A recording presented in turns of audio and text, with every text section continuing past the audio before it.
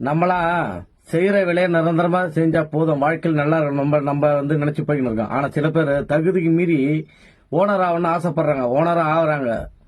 கொஞ்ச காலத்துக்கு ஓனர் ஆயிட்டு அப்புறம் டிரைவரா ஓட்டுறாங்க. அது உன் வாழ்க்கைக்கு நிரந்தரம் இல்லை.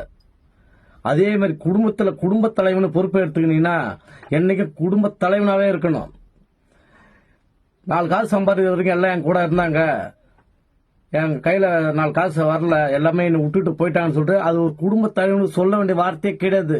ரெண்டுக்கும் கடன் உடனடியா வேலை செஞ்சா மட்டும்தான் நிரந்தரமா ஒரு ஓனராகவும் இருக்கலாம், ஒரு குடும்ப தலைவனாகவும் இருக்கலாம். அது சில பேருக்கு தெரியாத அவசரப்பட்ட புத்தியா நிறைய இது செய்யறாங்க. அது நிரந்தர தீர்வே கிடையாது. ஒரு முறை தலைவன் ஆயிட்டா தலைவன் தான். ஒரு முறை ஓனர் ஆயிட்டா அதுக்கு அப்புறம் ஓனர்ன்றது பதவியிலேருந்து விலகவே கூடாது. அதுதான் வாழ்க்கைக்கு நிரந்தரம்.